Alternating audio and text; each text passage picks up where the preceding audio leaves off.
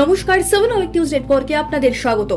মুর্শিদাবাদের রঘুনাথগঞ্জের মির্জাপুরে দুটি বাইকের মুখোমুখি সংঘর্ষে মৃত 3 ও আহত এক ছাত্রী সহ দুজন। মৃতদের নাম সঞ্জীব মণ্ডল, ভাদু মণ্ডল এবং শুভ মণ্ডল। সূত্রে খবর, এদিন সকালে সঞ্জীব ও তার বাকি বন্ধু বাইকে করে মির্জাপুর বাজারের দিক থেকে আসছিলেন এবং অন্যদিকে দ্বাদশ শ্রেণীর ছাত্রীকে তার স্বামী শুভ মণ্ডল মির্জাপুর স্কুলের দিকে নিয়ে যাচ্ছিলেন। আর তখনই মুখোমুখি সংঘর্ষ হয় বাইক দুটির।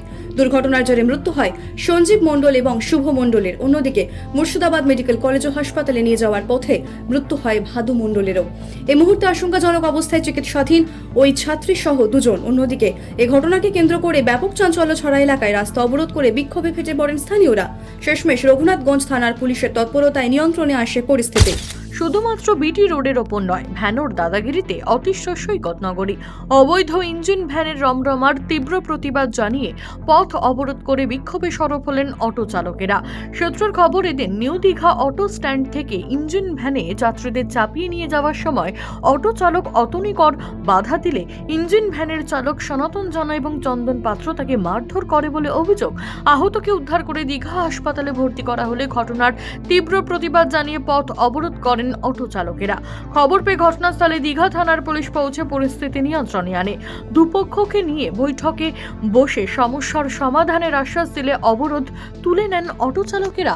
মাঝ সপ্তাহে মানব কঙ্কাল উদ্ধারকে কেন্দ্র করে তীব্র চাঞ্চল্য ছড়ালো হাওড়ার জগৎবল্লভপুরের অন্তর্গত মাজু অঞ্চলের ফিঙাগাছি এলাকায়। সূত্রের খবর, গত 6 দিন ধরে নিখোঁজ ছিলেন ওই অঞ্চলের বাসিন্দা বছর 65 বোজানন্দ গোস্বামী নামে এক মানসিক ভারসাম্যহীন ব্যক্তি। নিখোঁজের পরিবারের পক্ষ থেকে থানায় নিখোঁজের অভিযোগ জানানো হয়। এদিন সকালে ওই অঞ্চলের একটি গ্যাস ফ্যাক্টরির পেছনে মাঠের মধ্যে স্থানীয় বাসিন্দা কঙ্কাল পড়ে থাকতে দেখে নিখোঁজের পরিবারকে খবর দেয়। ওই ব্যক্তির পরিবার ঘটনাস্থলে এসে এটি বোজানন্দ গোস্বামীর বলে শনাক্ত করে, কারণ উদ্ধার হওয়া কঙ্কালটির পাশে একটি ধুতি ও গামছা উদ্ধার হয়েছে, যা মানসিক ভারসাম্যহীন ওই ব্যক্তির। খবর পেয়ে ঘটনাস্থলে জগৎবল্লভপুর থানার পুলিশ পৌঁছে কঙ্কালটি উদ্ধার করে নিয়ে যায়। শুরু হয়েছে তদন্ত। লোকসভা নির্বাচন ও বিধানসভা উপনির্বাচনের পর 21শে জুলাই ধর্মতলায় শহীদ স্মরণে বিরাট সমাবেশের আয়োজন করছে তৃণমূল কংগ্রেস। সেই সমাবেশে যোগদান করতে ইতিমধ্যেই বিভিন্ন জেলার পাশাপাশি মালদা হরিশ্চন্দ্রপুর স্টেশন থেকে জেলা পরিষদ সদস্য তথা জেলা তৃণমূল সাধারণ সম্পাদক বুলবুল খানের নেতৃত্বে প্রায় 5 শতাধিক কর্মী ট্রেনে করে রওনা দিলেন কলকাতার উদ্দেশ্যে।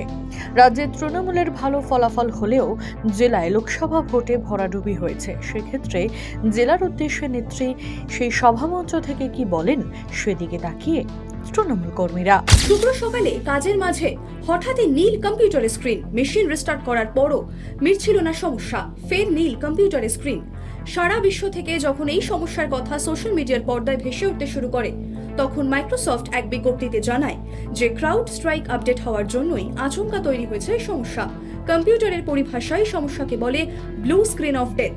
পাশাপাশি এক্স হ্যান্ডেলে বিবৃতি প্রকাশ করে মাইক্রোসফট 365 এও জানিয়েছে যে আচমকা হওয়া এই সমস্যার কারণ তারা খতিয়ে দেখছেন।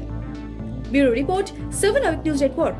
আরও বিভিন্ন খবরের আপডেট জানতে হলে 7 আওয়ার নিউজ চ্যানেলটিকে সাবস্ক্রাইব করতে ভুলবেন না, কারণ আপনাদের একটা সাবস্ক্রিপশন আমাদের কাছে অত্যন্ত মূল্যবান। জয় হিন্দ।